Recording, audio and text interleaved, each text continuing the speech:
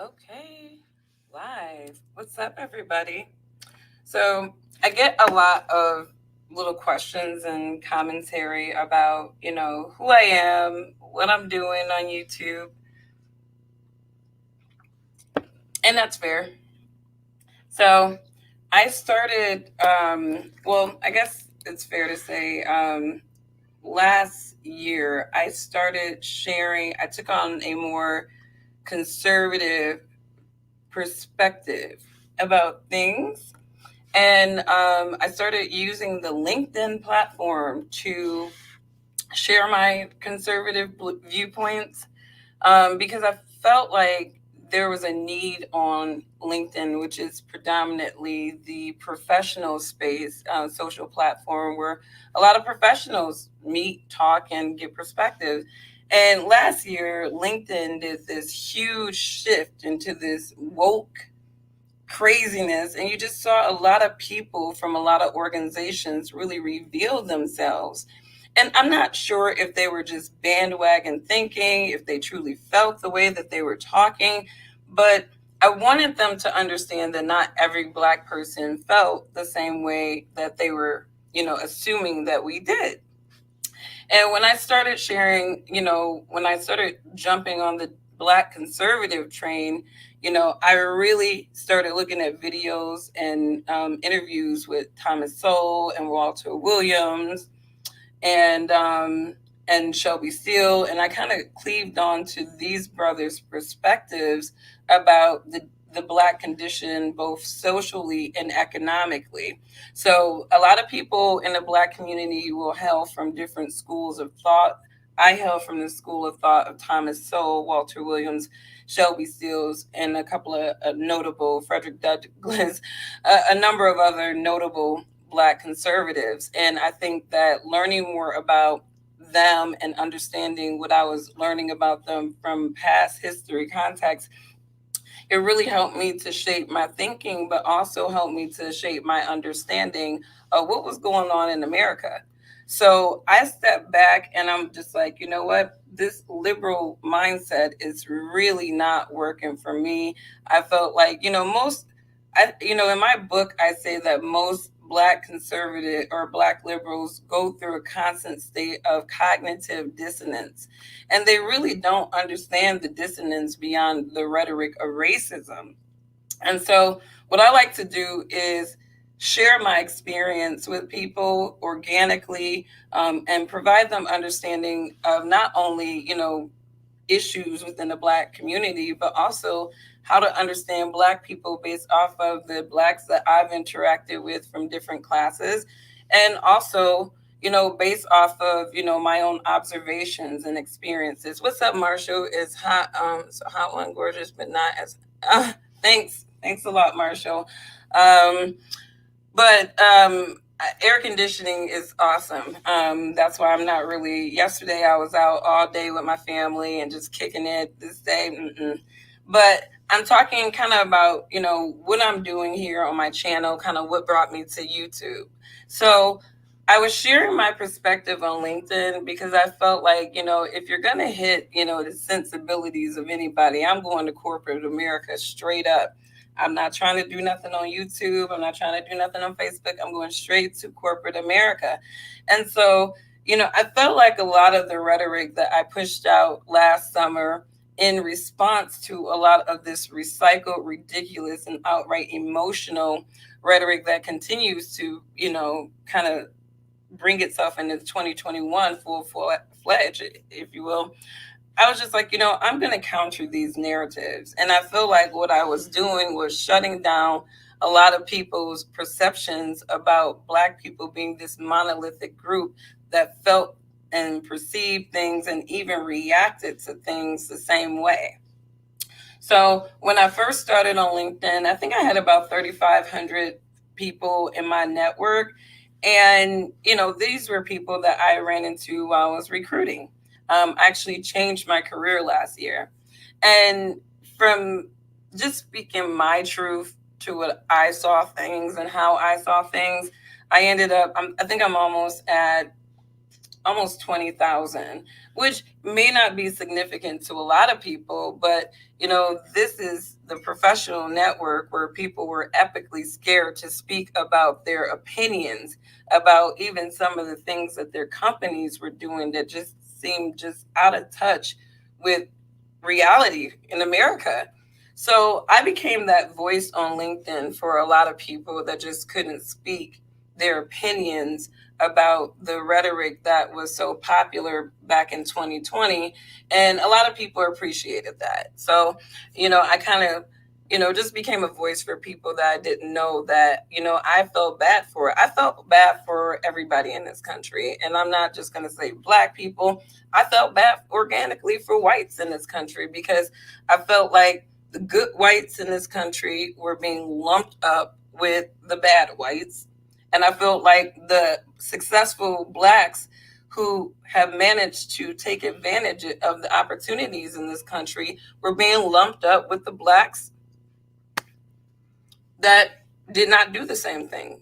And so I wanted to talk on these points in an organic way. And so if you follow me on LinkedIn, you'll find that I'll have a lot more traction on my postings and my content than I do on YouTube. And the only reason why I'm on YouTube is because my following on LinkedIn was like, hey, can you start a YouTube channel? And I debated for a long time if I was really going to just get my YouTube channel going because I curse, I got a potty mouth. I'm not going to hold back telling you the truth, but I'm not going to deliver truth in a way that gets into your emotions. I'm more about hitting your sensibilities and reasoning with people organically.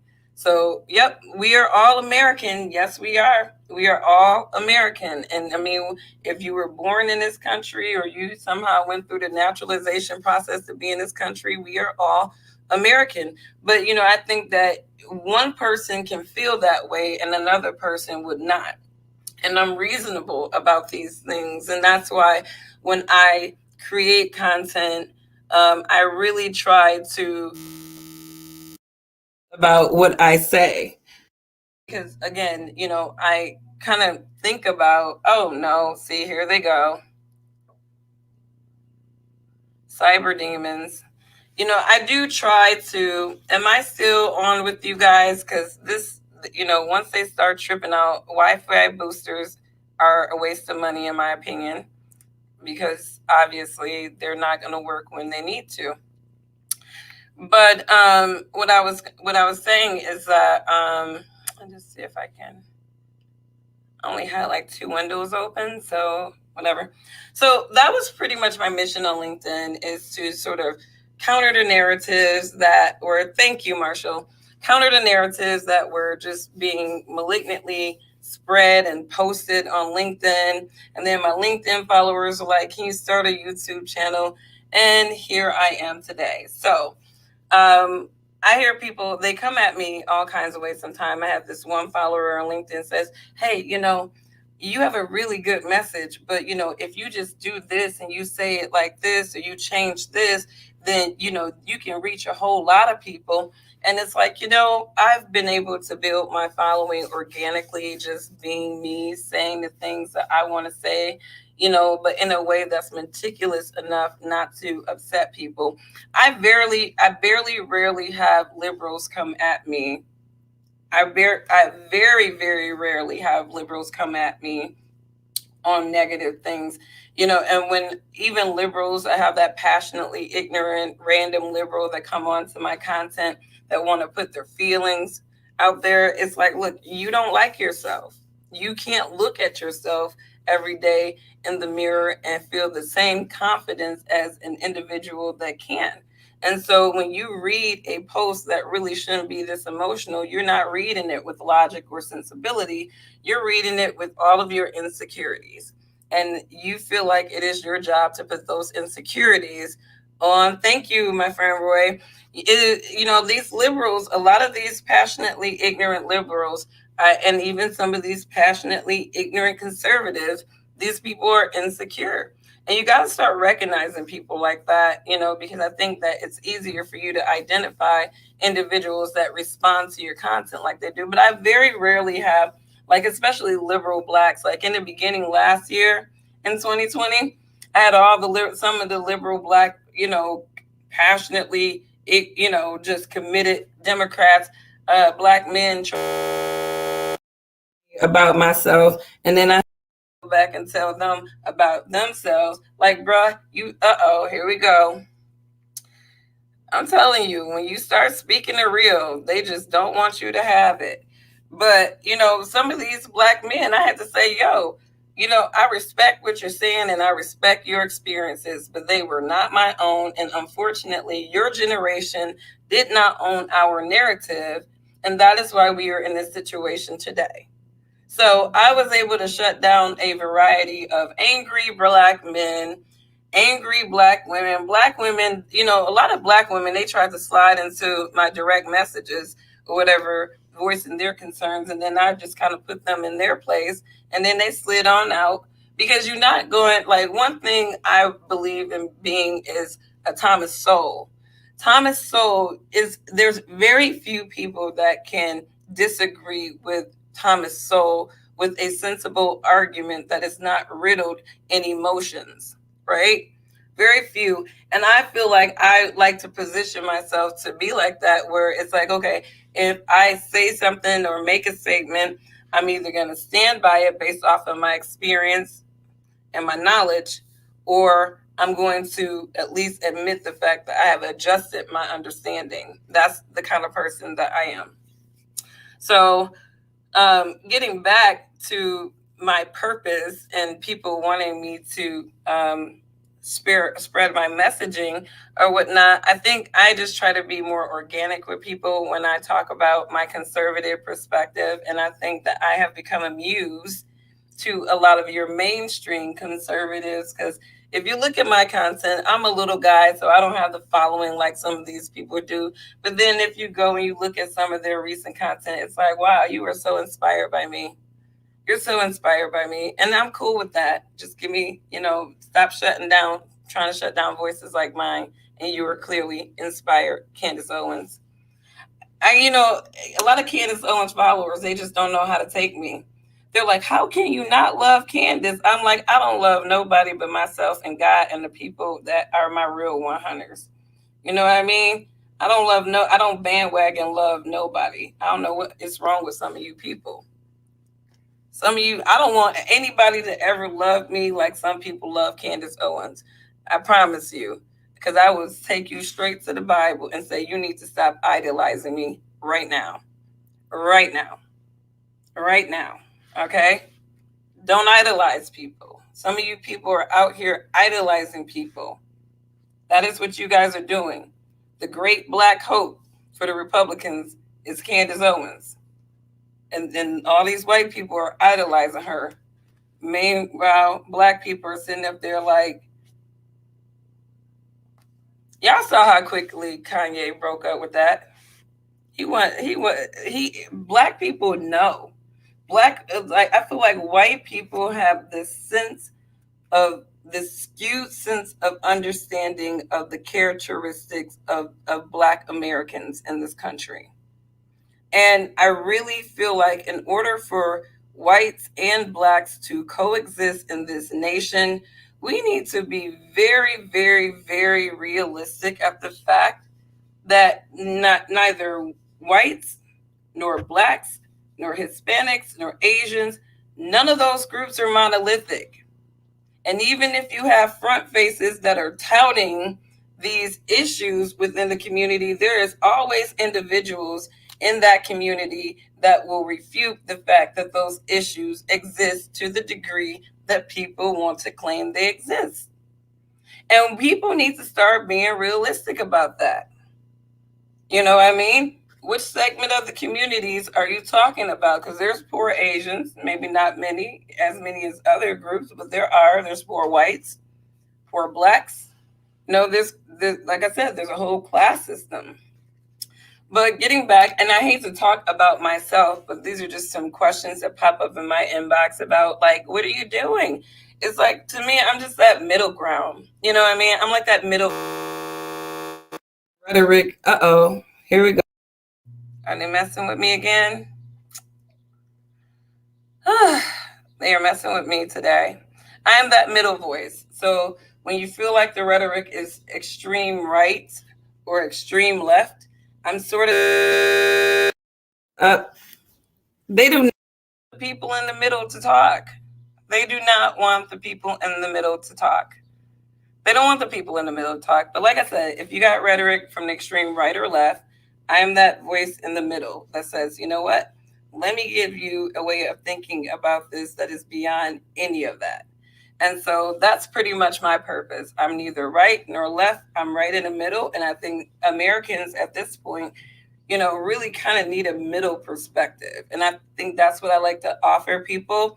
It's like, so, I grew up with the democratic liberal, mindset for the most part, like most blacks in this country, unfortunately. Right. But I do have a perspective on the Republican Party, which I'm not really interested in having any type of allegiance to that party, too. And, people, Republicans, they constantly say, I'm a diehard Republican and I'm going to be, committed to the party of freedom forever. I'm like, bro, look at the state of America and you tell America right now, and you tell me how well the Republicans and the Democrats have treated you. That is why I don't have party loyalty. You know what I mean? If we get a strong libertarian party, I would be all good, because I'm at the point now where I don't care how these parties clean house.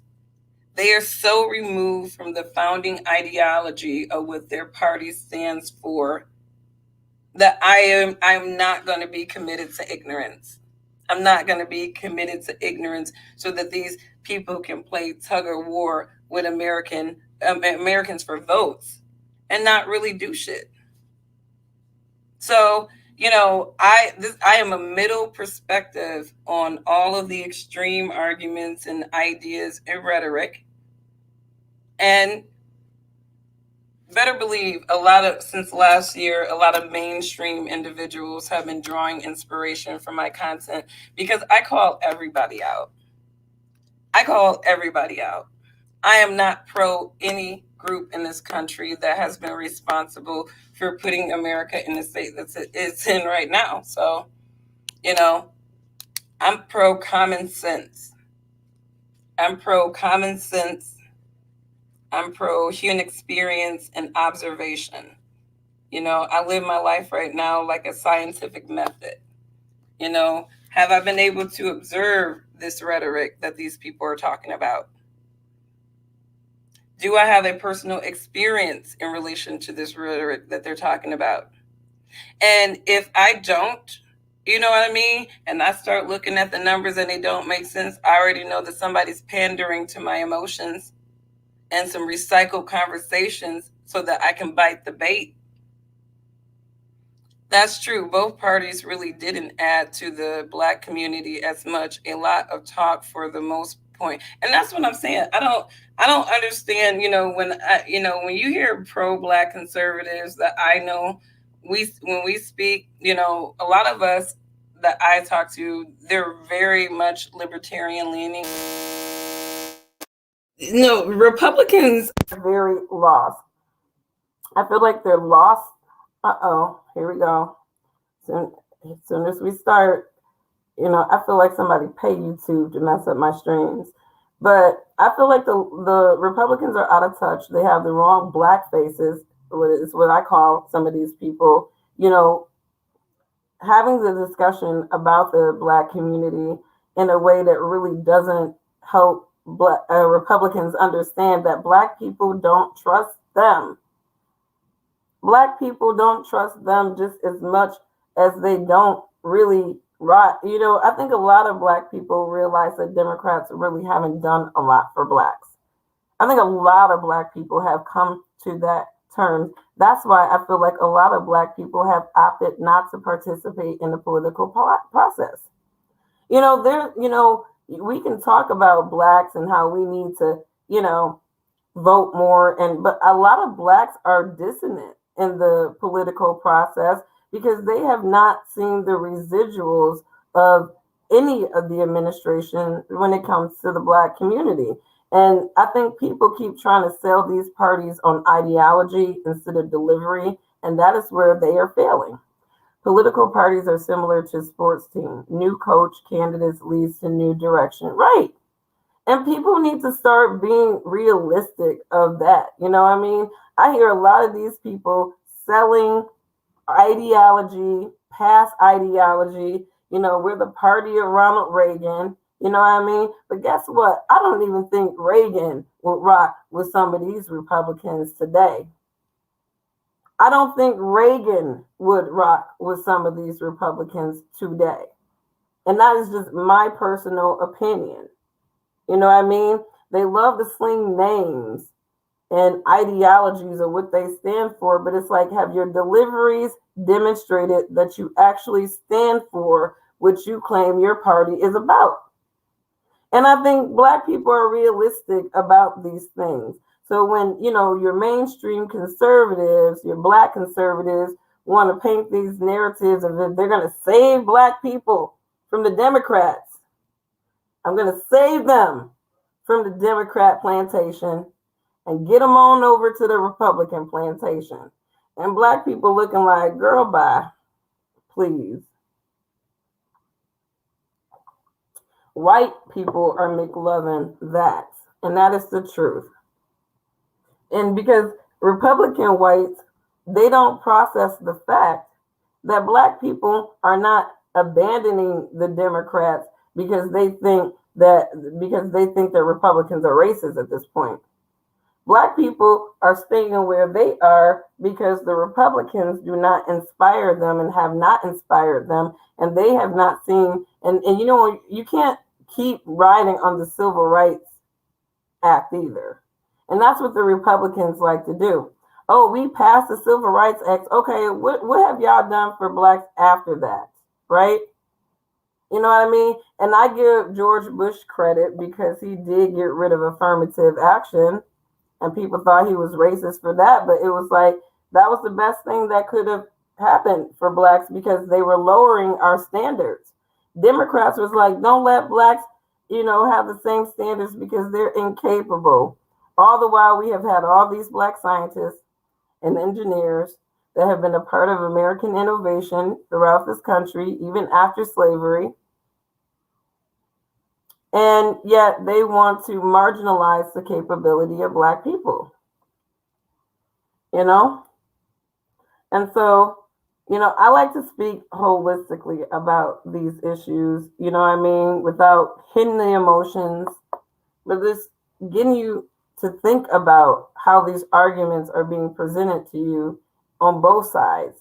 Candace Owens is not appealing to Black people. Her agenda is appeal to white conservatives.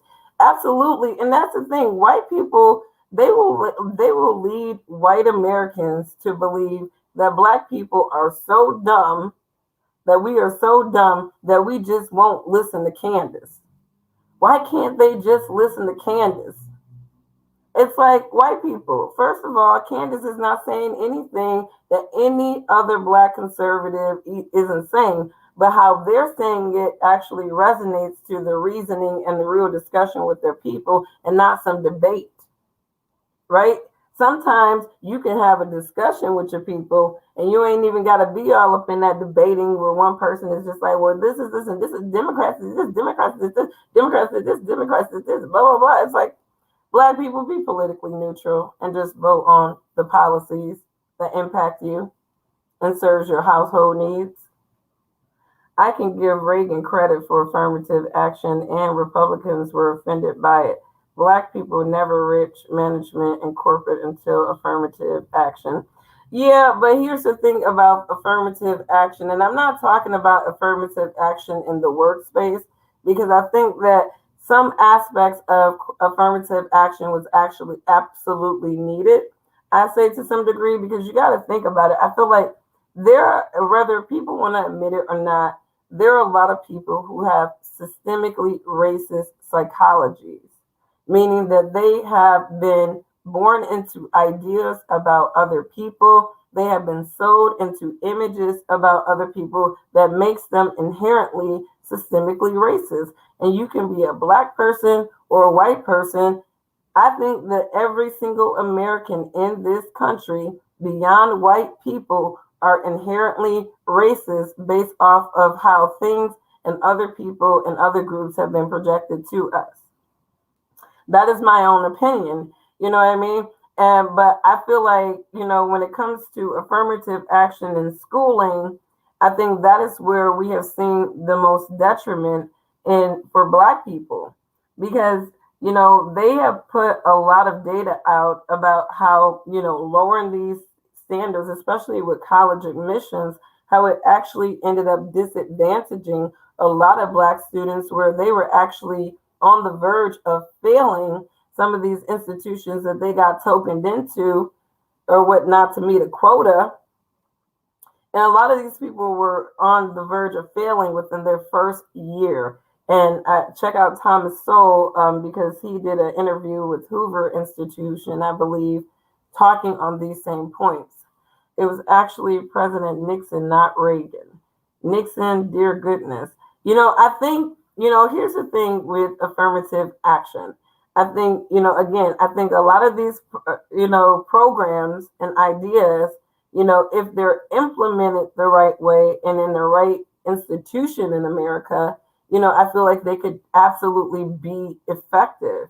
But when it comes down to the education system, that is where I find, programs like affirmative action to be ineffective and actually more disadvantaging to people. And actually,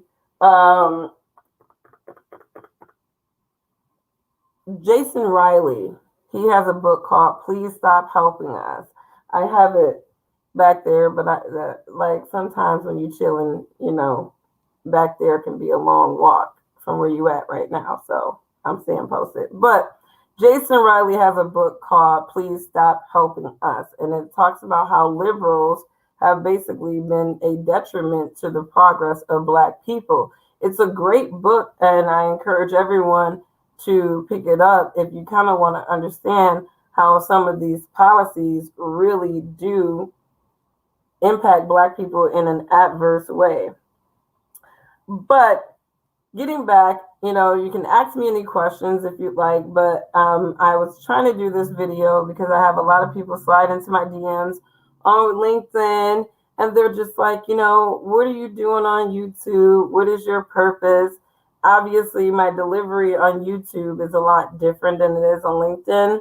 And I'm trying to, make my delivery a little bit more LinkedIn, right? Where I'm thinking like, okay, let me make it professional and church folk, conservative, friendly. And, I'm trying to, watch my language. Every now and then I'll drop a few words, but, I have to be myself, you know what I mean? And I have people reach out to me telling me to make these tweaks in who I am. And it's like, look, I can't be fake, okay?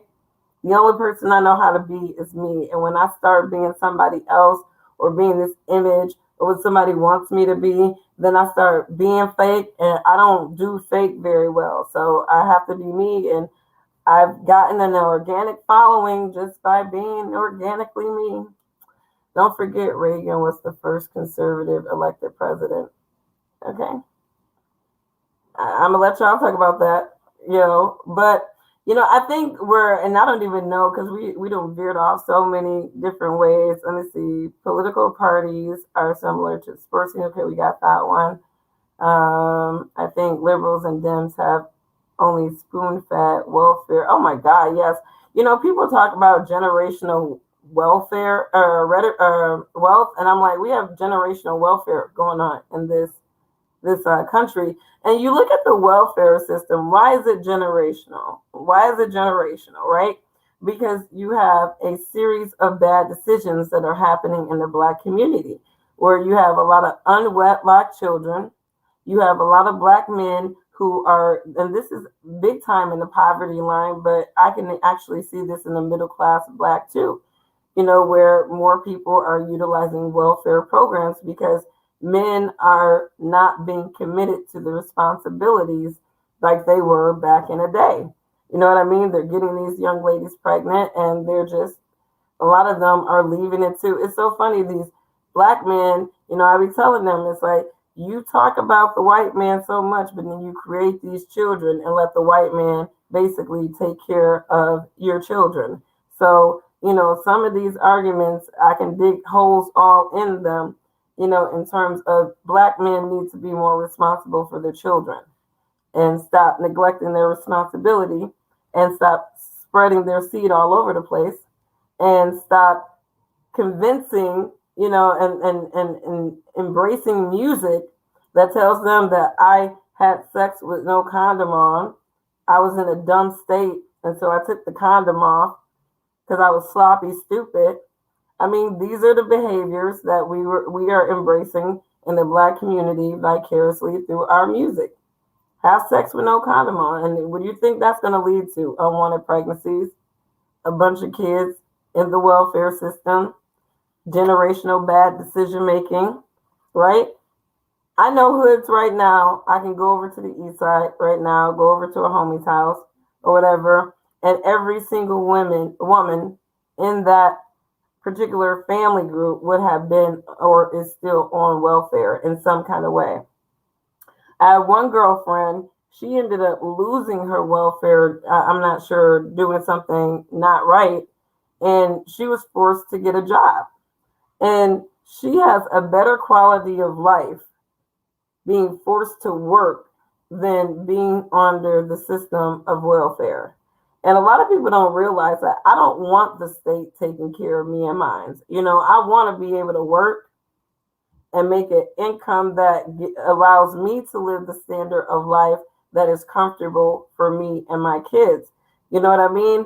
And a lot of people, they don't really set the standard of how they want to live. They see the standard of how they want to live on, social media and whatever, but they don't make the decision of how they want to live and what they need to do to live that way. Heads would explode if you tell libs and Dems that responsibility is on both sides. They rely entirely too much on women. Absolutely, because women are emotional, and women are able to turn beta type men very emotional. You know what I mean? And I think, and like I said, when it comes to Biden being president, black men didn't do this. Black women did this. Black women did this. And there's so many layers why black women make decisions so emotionally. And we get so offended when people say like true facts about us. It's crazy. And I mean, my thing is we can say true facts, like I said, but it's how you say it, what your intentions are, right? Are you trying to help? Are you trying to hurt? There is a difference. But I think that when it comes down to reason and logic, there are a lot of black women, and I want to say older black women who have been grandfathered into being scorned, disappointed.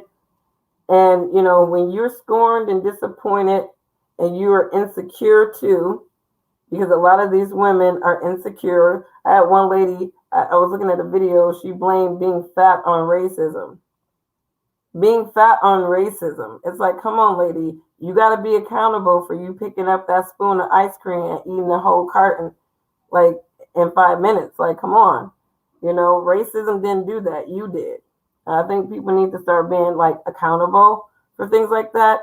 Equal opportunity and let the government get out of the way. Who wants generational welfare? Absolutely. Some people do want generational welfare because that welfare is not just, to me, an economic state. It is an economic mindset where individuals within the welfare state has made a decision that I'm not going to do anything extra. I'm not going to push myself any harder than I need to. And I'm okay with living the bare minimum. But at the same time, I feel like I deserve to live better than the bare minimum. I just don't want to put in the work. And people don't realize the people that make the most money are the ones that are going out and getting these specialty degrees or licenses. They're specializing themselves in something beyond flipping burgers and selling retail. And that's what, some of our young black people need to realize. Flipping burgers and selling retail is, to me, a limited, it's only going to get you a limited lifestyle. If you want the lifestyle that you see people living on TV, you need to go get licensed in a specialty. You need to be good at something. You have to have good money management. So even though your favorite rapper is telling you as soon as you get it, spend it, the old folks used to say the money just burn in his pockets. Burn in his pocket. As soon as he get it, he got to spend it. You know what I mean? But what happened with Berry Gordy? Let's talk about Berry. Who knows Berry Gordy? Anybody from Detroit know the Motown sound? I'm from Detroit, so we a lot of us grew up in Motown house families. That's all we listened to. Most black people I know grew up in Motown houses. But a lot of black people look at Berry Gordy as just Motown, but they don't realize that we would not have had Motown if Berry Gordy's family did not have smart money habits. And what do I mean by that? Well, back in the day, we know that Berry Gordy did not, back in the day, blacks were not given bank loans. They weren't giving blacks bank loans. So knowing this obstacle, this racist obstacle, what did Berry Gordy's family do? They saved. They had a family bank, right? So when Berry Gordy wanted to borrow the $800 to buy the Hitsville Motown building, his parents made him do a pitch before the family to get the loan, much like what one would do at a bank. And he had to pay that loan back. So even with the obstacles of blacks not being able to borrow from banks at that time, Berry Gordy's family had the foresight to be able to save for those times when they really wanted to innovate or create something. So we would not have had Motown if Berry Gordy did not come from a family that recognized that blacks have this limitation. We have this limitation that banks don't want to loan to us. But does that give our family an excuse not to save for the future that we want to create? Imagine if Berry Gordy's family did not have that mindset. We would not have Motown. We would not have the legacy of Motown. And I think that Berry Gordy and his family is such an inspiration to other black families because what they did boiled down to just a few things.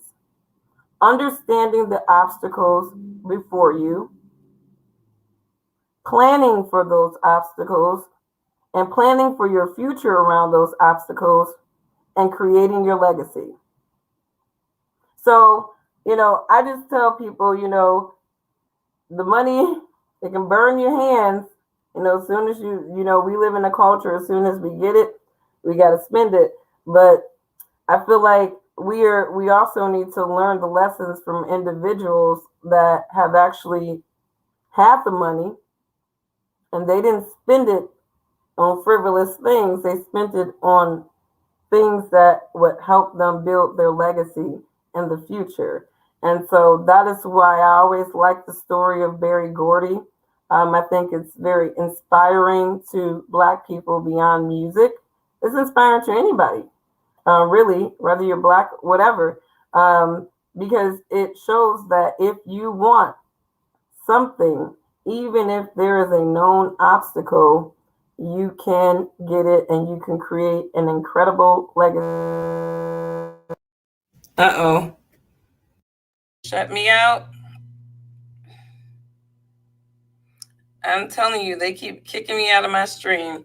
Gordy is the reason for Black people becoming record owners and CEOs in the music business. Absolutely. He was an inspiration to a lot of, these record execs, like you said, but even down to just the story of his family is inspiring to many Blacks because you got, like I said, they understood what the obstacles or the known obstacles were before them, but they just made a decision that we're going to do things different to be able to create the future that we want.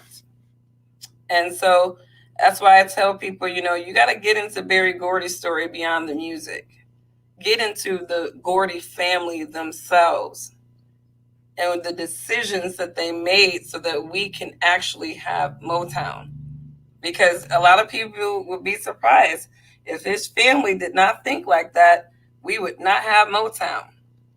We would not have Motown. That man was a very smart man, and he came from a very smart family that understood how to plan and to be capitalist at the same damn time, right? So this is the type, like I said, if you tune into my channel, I want to give people a conservative perspective that is informative, that is inspiring, that helps you to understand, how can we transcend these discussions beyond just being discussions? How can we really create some meaning, some remedy to these conversations? So I try to offer a somewhat anecdotal perspective on these conversations. So if you've been following my content, hopefully you have enjoyed it. And I do appreciate you for following my content as well. And like I said, I'm going to keep it diverse. I'm going to keep it real.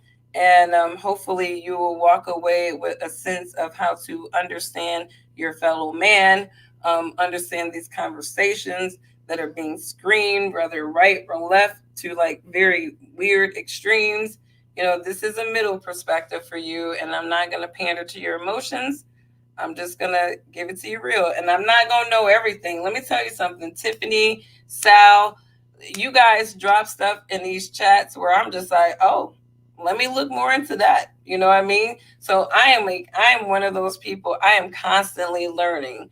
I don't think that anybody should be walking around thinking that they know everything.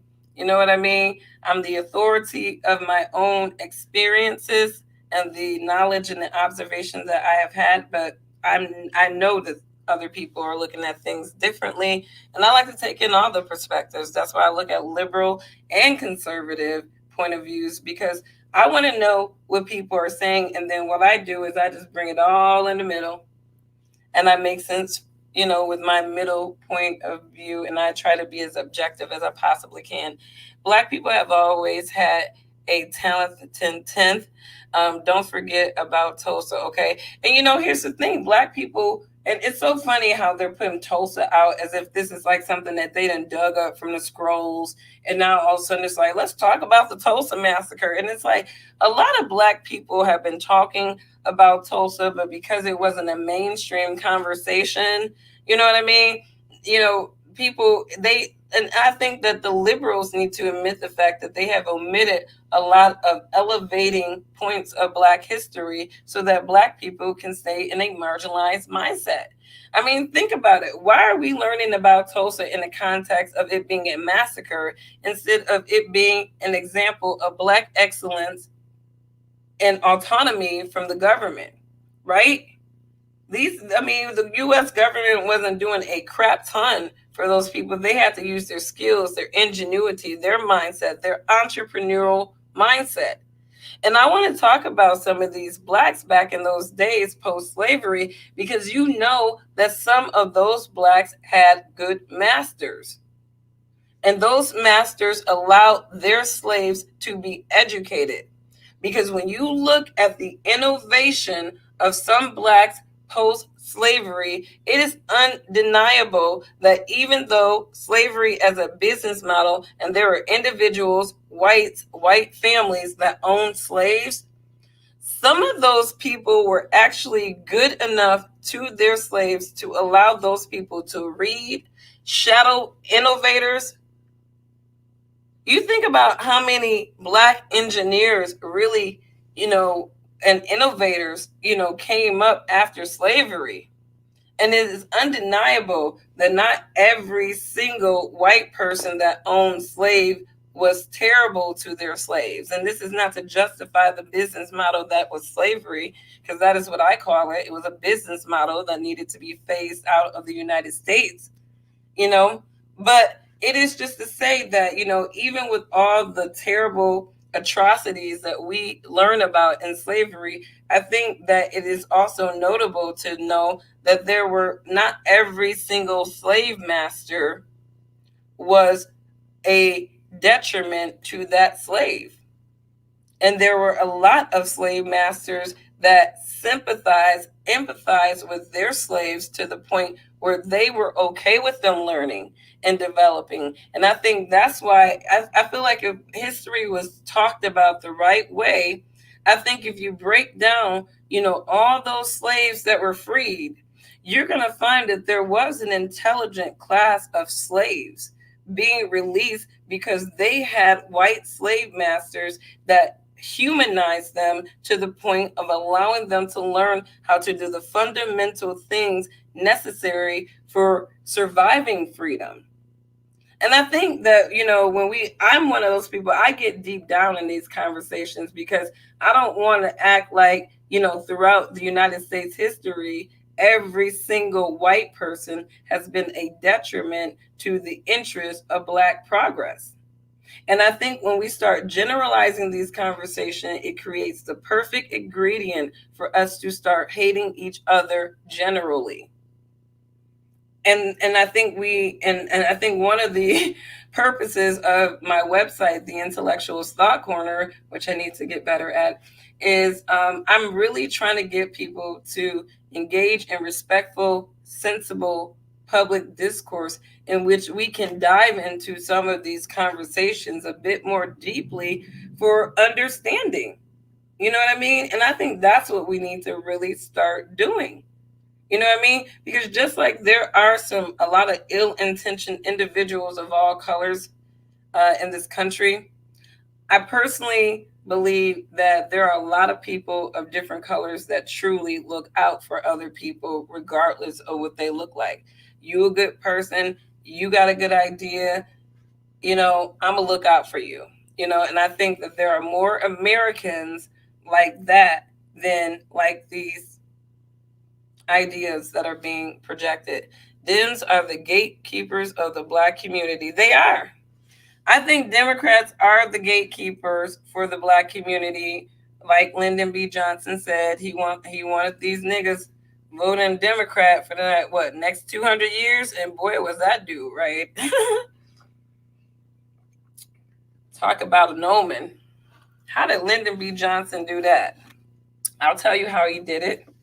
Sprinkle in, Kwame Brown got the mamas cooking, right? The Democrats got the critical race, critical theories. And that's how they've been able to do that. Angela Stanton King and Kwame Brown had an interesting podcast. Yes, I looked at the whole thing concerning Black elevation, and we need to support her. Republicans, they gonna get enough. Republicans are going to get enough of elevating the wrong damn Black voices to resonate with the segment of Black America that they really need to resonate with.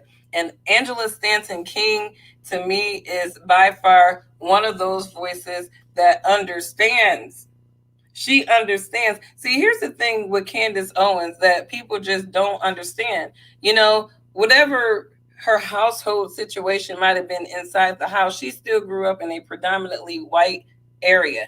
And that's not to say that you can't be in tune with Black issues, but you cannot talk about the psychology of certain Black issues if you just weren't living around them.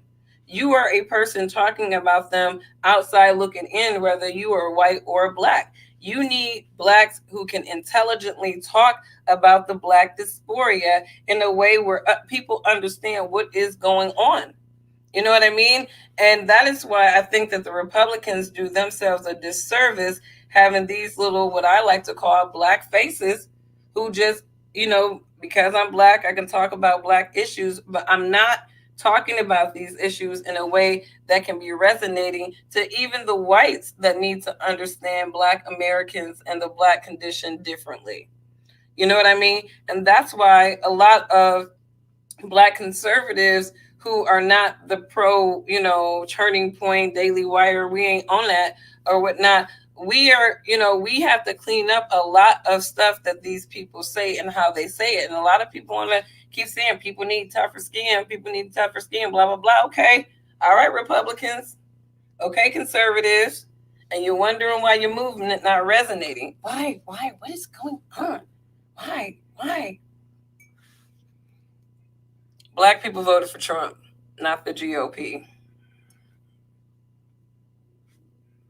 It's true. I didn't vote for the Republican Party. I voted for Donald J. Trump. The Donald.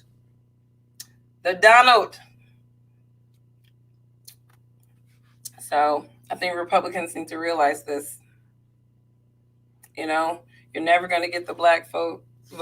And that's what the thing is, if they just needed a black-faced Republican prop, why wouldn't they elevate Tim Scott? Tim Scott is an intelligent black man who I think if they gave him the reoccurring platform to be able to just voice his reason, I think that they would be able to make some ground. But they want to, and I understand what they're doing with Candace Owens. We want to get the millennial blacks. But, millennial blacks will only ride with certain type of rhetoric for so long before they start questioning the intentions. And a lot of millennial blacks, I was actually seeing a black young lady who was interviewed on Tree of Logic. Anybody heard of Tree of Logic?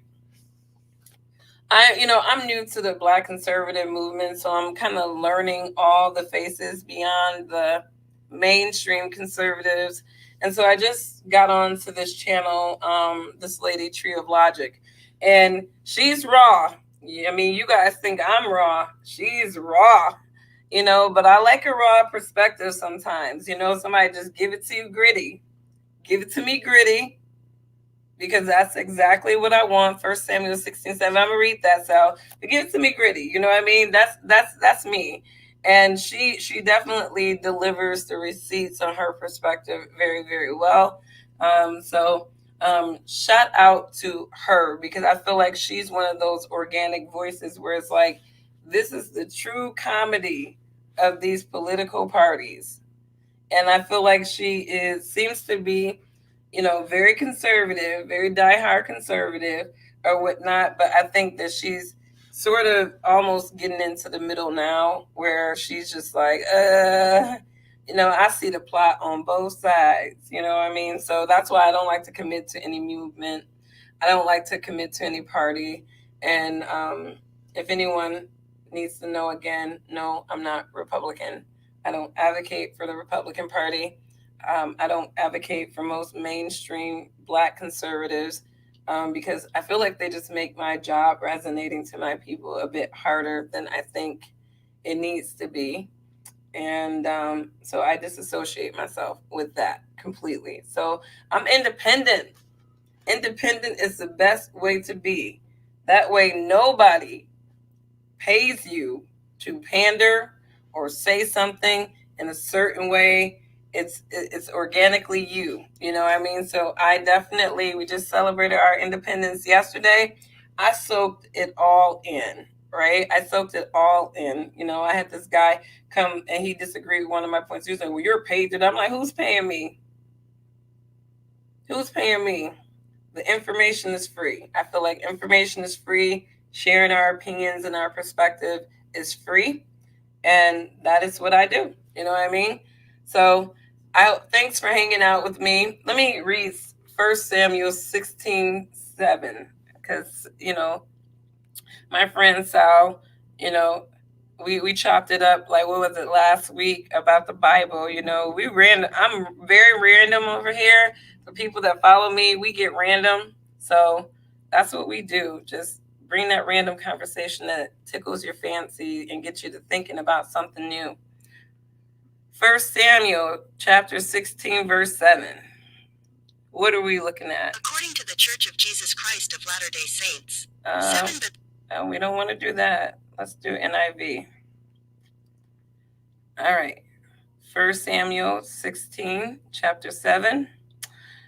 But the Lord said to Samuel, do not consider his appearance or his height, for I have rejected him. The Lord does not look at the things people look at. People look at the outward appearance, but the Lord looks at the heart. Amen, my friend. And I keep telling my people, all the time, the heart condition, the intentions. What are the intentions, And people can state one intention, but sometimes their actions and their messaging can deliver a whole other point of view of what their intentions may be. So amen to that, Sal. I'm about to make sure that this is going to be my Bible reference from when I tell people what are your intentions? Mind your intentions. Turning Point USA showed if you pay Black people to put on the red hat, more people would. I don't have any dealings with Turning Point USA, and from what I hear about them, I don't have any intentions of having any dealings with them. And like I said, actually hearing some commentary about that particular group and people who run it, I'm just like, I like to wash my hands free of anything that I can't believe in 100. And I think Candace Owens started off with Turning Point USA, and I guess they got it in her mind that she's going to save all the Black people. She's supposed to be a superhero for the Black people, right? But, see, here's the thing, and this is why I had to get on Tree of Logic to kind of understand all these different faces in the conservative movement. And Tree, she kind of equates Candace Owens' come up through Turning Point is almost like Omarosa, right? So she compares Candace Owens to Omarosa, who in her opinion is nothing more than a reality hustler who uses her Black face to be able to talk on Black issues. So, I can tell organic people, like when I hear Condoleezza Rice talk, right? I don't feel like she has a paid intention to talk her truths. You know what I mean? When I hear a number of other Black conservatives talk, you can actually understand and hear reoccurringly, through the sounds, the voice, how people say things, if they're being real or not. And, I can just spot people who are not real. And so I don't mess with anything dealing with Turning Point or any right wing. I'm in the middle. It's better to be in the middle. That way you don't have any loyalty to anything that's just not true to even the ideologies of the parties that they represent. So that's my thing. And it's like, in terms of Christianity and faith, I'm a Christian. I'm a follower of Christ. I don't feel like I've always been a perfect Christian, and I don't think I'm a perfect Christian right now. But I work with my Lord. He's been working with me too. It's like, I've been trying to keep myself out of, any type of weirdness or whatever, and I'm the kind of Christian, learn from your mistakes, right? Learn from your mistakes, be better, stand on who you are right now. And my idea of repentance is I never want to do these things again, right?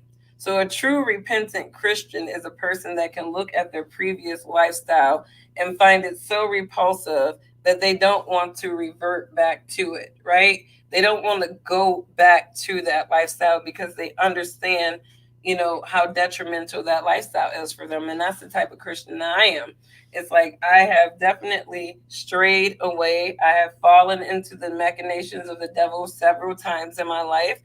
But now that I feel like I have more clarity and more conservative clarity, about everything in terms of living life, being a Christian, political perspective, it's like I understand where, some of the Christian principles that I grew up with were absolutely necessary for me to follow, God is always right. Whether we want him to be right for what we want to do at that moment or not, he's always right. And we're always going to deal with the residuals of thinking that we can put our own understanding before God's. And so I own up to the fact that I didn't trust in God my whole life.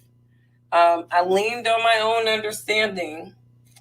And now I'm trying to, I kind of look at myself like the Apostle Paul because of my life experience. I'm sort of all things to all people in terms of being able to resonate my experiences. And maybe me straying off and gaining all these worldly experiences, was maybe God thinking it was beneficial, for me to do that so that I can come back and tell people, organically, about how to reform your life in the glory of our Lord. This is pure hustle. Get paid to MAGA. Yeah, here's the thing. I like Donald Trump, and I think that, in terms of what Donald Trump vision seemingly was for America, I think that it was on par with what I, as an American, would want my leader to be thinking about. Just thinking about America as, the business structure that it really is. You cannot be $32 trillion in debt and say that your country isn't a corporation. Come on now. Let's be real about this, like for real, for real. But, I think, when it comes to the MAGA movement, you know what I mean? I believe in the ideas of MAGA. I think that America has gone downward spiral. We have allowed a lot of jobs to be sent overseas. And I wanted to turn off my air conditioner, so it wouldn't be like blazing and stuff. The winter, but shoot, I'm gonna have to turn on the fan, y'all. Sorry. I'm almost 40, and you guys don't realize, women notice, you start going through the change, and all of a sudden you start, flashing, and you're like, oh, shoot, I'm on fire right now. So I got my fan on, sorry. But, I don't think that I think the MAGA movement to me was a genuine fundraiser for Donald Trump. I don't know how much of a hustle it was, because I think a lot of these movements are turning out to be straight hustles at the end of the day. In my opinion, all of them are turning out to be straight hustles. No matter which one you talk about, they're ended up being hustles in some kind of way. Whether they're hustling people's feelings or hustling people's money. You know what I mean? But I am looking to connect with more Black conservatives, conscious Black conservatives. Definitely looking to link with more and collaborate on some discussions.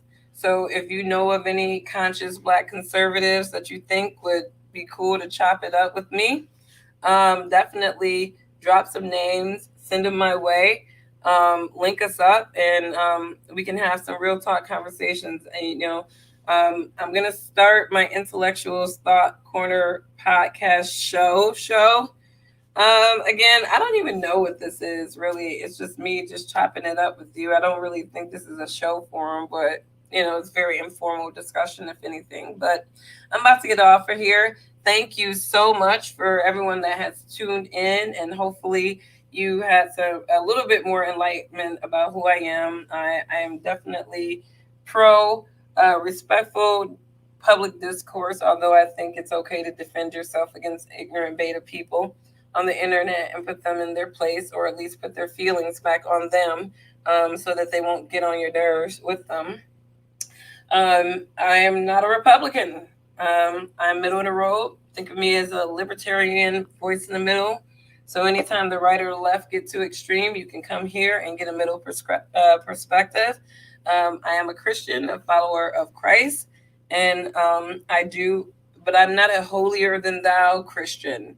I believe that people have a right to make changes, reform themselves, and continuously perfect themselves in the eyes of God, not man. All right. So hopefully that gave you guys some ideas of what you're dealing with. And if not, feel free to read the video intro that is on my channel. Thank you for subscribing. And if you know anybody else that could benefit from a middle perspective, feel free to send them my way. Bye.